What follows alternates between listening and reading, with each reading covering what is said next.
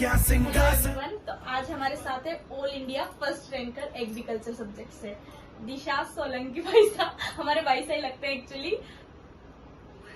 तो आप बताइए आपकी कितनी परसेंटेज बनी इसमें? मैंने एग्रीकल्चर सब्जेक्ट में ऑल इंडिया टॉप किया है 100% के साथ। देखिए such a proud moment for our whole family. इन्होंने पूरे परिवार को गौरवान्वित कर दिया है।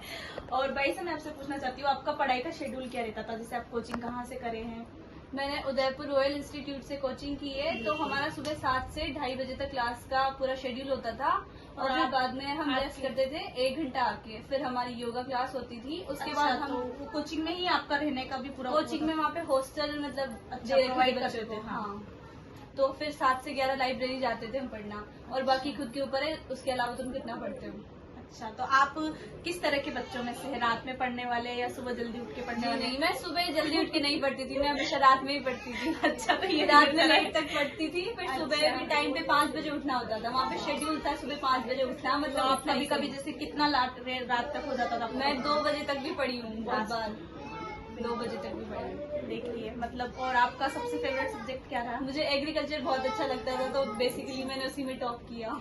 और अगर ऐसे आपके परिवार में देखे, आप किसी से मोटिवेट हुए हो पढ़ाई को लेकर, या फिर आपका माहौल किस तरह मतलब वहाँ पे अपन का मतलब फैमिली इतना मतलब कुछ नहीं होना पढ़ाई में, फिर भी अपन वहाँ जाके हॉस्टल में ऐसा माहौल मिलता है कि अपन खुद ही ग्रो कर लेते हैं। मतलब बहुत अच्छा माहौल है हॉस्टल वगैरह का। तो आपको लगा था आप फर्स्ट रैंक आएंगे कभी? मतलब पढ़ते थे जब भी जैसे पढ़ते थे, मतलब सर यूँ कहते थे कि कुछ भी सोचना नहीं है, बस यूँ है कि अपना 100% देना है। तो 100% दिया तो 100% ही ला गए। Very good. देखिए कितनी अच्छी बात है। और आपने पूरे गांव का नाम भी रोशन किया। पूरे गांव का, फैमिली का। बिल्कुल, हमारा भी हुआ। और सबसे बड़ी बात यह है कि ऑल इंडिया वास्तव में बड़ी बात है ना? अपने परिवार में आप पहले होंगे ऐसे? हाँ, लड़कियों में भी? मैं पहली हूँ, मैं लड़कियों में पहली हूँ। अच्छा, और मैं आपसे आपकी कोचिंग का नाम?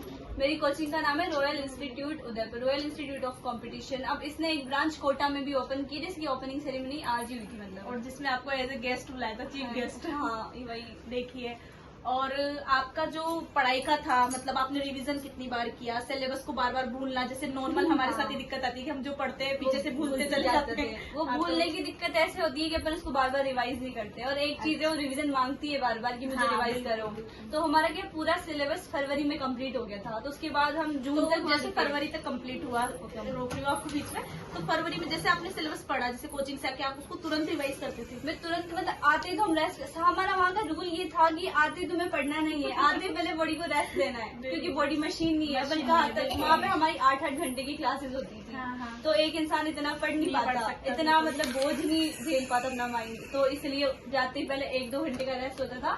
तो योगा भी करवाते ताकि बॉडी भी थोड़ी कभी सोए नहीं है? मतलब रेस्ट मतलब जैसे लेट गए, हाँ लेट गए, मतलब ऐसे सोते तो थे, मतलब 1-2 घंटे में जितनी नींद आई वो काफी है। अच्छा, और सोशल मीडिया पे किसी पे हुआ? सोशल मीडिया पे वहाँ पे तो फोन हम जाते ही ले लिया। हमें ना संडे का नाम था कि संडे को फोन मिलता है, बट वहाँ पे ऐसा कुछ नहीं था। तो आपने बिल्कुल सोशल मीडिया नहीं चलाया? सोशल मीडिया से एकदम दूर। मतलब लास्ट ऐसे हमें फोन मिलता था, मेरे पास फोन भी था, पर वहाँ पे मैम के पास जमा होता था। ऐसे जमा करवा दो, नाइट में मिलता था? नाइट में भी नहीं मिलता था, कभी फोन ही मिला ही नहीं। नहीं।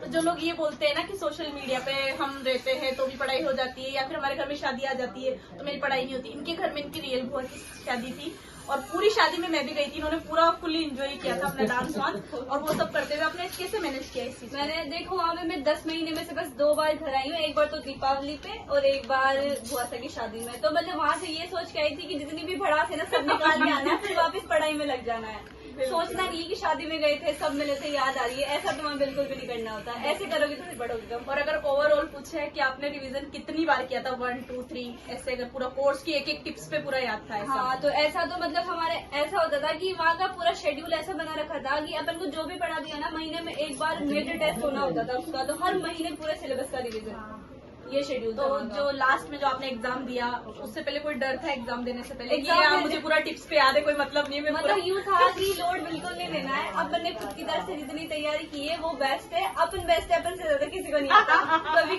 खुद ये सबसे बड़ा मंत्र है।